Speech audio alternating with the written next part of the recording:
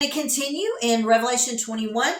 We've done 1 and 2. If you didn't catch that, it'll be above this video in this page. But let's go on, and I don't want to waste a lot of time. I just want to get straight into it. So Revelation 21:3. And we know that I is John, John the Revelator on the Isle of Patmos, and I heard. So in verse 1 and 2, John saw, he had his eyes on the right vision, and now we see in 3 that he hears. So, we can't just keep our eyes on the right vision. We've got to have our ears listening. And so John hears, and I love this, a great voice, not just a voice. Remember that John is being very descriptive, and that descriptive language is intentional. God wants us to catch all of these words. We can't read the Bible, and specifically the book of Revelation, without seeing every single word. And so now we see John hearing. He's got his ears open. They're tuned to the right things. And let me just add this. Sometimes what's wrong in our world today is that we have our eyes and our ears tuned and, looking at the wrong things. And we've got to get our eyes and our ears in focus. So John hears this great voice out of heaven saying, and the first word, I think we're probably going to be able to teach a whole lesson on this word alone, the word behold. I say very often that Jesus was not a white American boy. He was not a white American man. I am a white American girl. I've been raised in America, never been out of this country. And so I have grown up and lived almost 60 years of my life now in a certain place where people think and talk and do things a certain way. The culture of America is a certain way. But, if we look at the Bible and understand that Jesus was not American, he was a Jewish man born into, a Jewish family, a Jewish lineage, then sometimes we have to understand that the words that we're reading as Americans, if we don't do a little bit of study on the word itself, we're really going to miss a lot of what God is saying. And so I just want to pause right here, and I just want to do a deep study on this word behold, because I found out some very important things about the word, just the word behold. And I think it's important. So let's first of all, let's say, my dad would always say, anytime we see the word behold, it means pay close attention. And so that's important. This great voice out of heaven is saying to John, pay close attention. It's also saying, look at this. It's saying, this is important. Get your eyes focused. I want you to see what I'm about to show you. The word behold calls attention to everything that John is looking at. And just imagine what he's seeing, this holy city coming down from God out of heaven, adorned, and it's beautiful and it's prepared. There's now this great voice that's speaking to him. And so he's hearing, and the sight is almost too much for him to even comprehend. The sound, being a great voice, was almost too much to comprehend. And then we have behold, pay attention, look at this. God is saying, don't miss this. And let me tell you, anytime God says don't miss this, we want to pause right there and take in the wonder. Can you just imagine John, the Revelator, feasting his eyes on everything that God is bringing down and showing him. And God is saying, don't miss this. Look at this. Hear this. Take this in. Pay attention. Fix your eyes on this. Behold means much more than just see. It is a command. It's a command to stop. It's a command to look.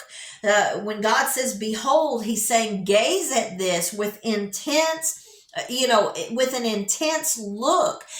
You should see this with wonder. Look at this. It signals something wondrous. It signals something. God is saying, hey, what I'm about to show you, you've never seen nothing like this. It's the word behold is used to draw attention to crucial moments, especially in the Bible. When we see the word behold, we should always pause there and understand that, okay, I need to prepare myself, because what comes after this word is going to be something that, I don't want to miss it. I want to make sure I catch it all. I want to make sure that I understand that what's coming behind this word will be magnificent. And so this great voice out of heaven first says, behold. It's a call to action. It's a command to say, God is saying, I need you looking right here, John. I need you looking. I need you listening, because this is important. And it's important for us to understand these words. A lot of times we just skim over them in the Bible. And I'm thankful that I was raised with people, teachers who understood the importance of the words and really drawing me the picture. Very young in my life, I had a wonderful teacher who taught me with flannel graph. And so she could tell me those stories, and I could look at them as she changed the pieces around on the board. And so I never forgot what those scenes looked like. And I never forgot what her voice sounded like when she drew those pictures for me. And so that's what God is doing here.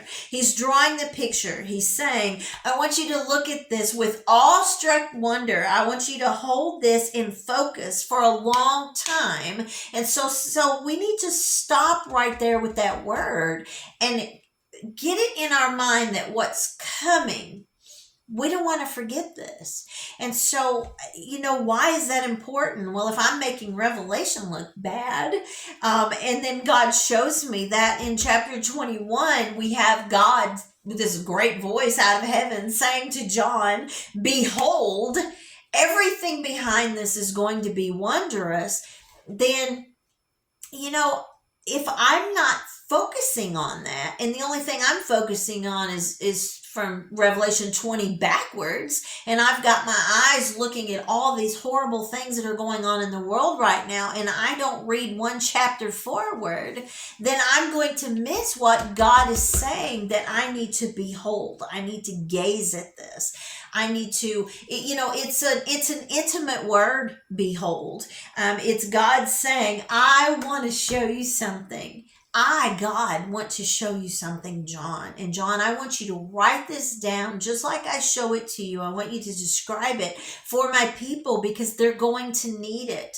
And right now in this world, we need to behold. We need to lay our eyes on this vision that, yes, everything in Revelation 1 through 20 and everything, in other parts of the Bible, yes, it's really happening.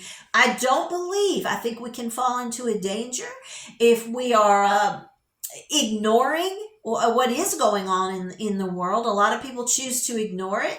A lot of people are blind to and deaf to what is going on. We bury our heads in the sand and we can't see and we can't hear, and I believe that's very dangerous. So my dad would say we have to find balance. So we have to find the balance in it.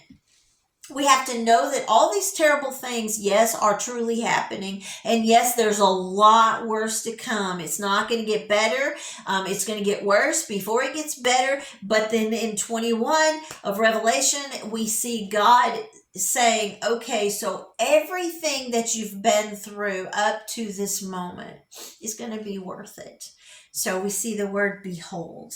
And let me just say this. The word behold there, it was an invitation from God. It was an invitation to John. The word behold is an invitation to us. He's saying, behold, pause right here, get ready, because I'm about to show you something that you've never seen, but you don't want to forget. So I'm going to stop right there. We're going to come back and we'll go on into verse 3.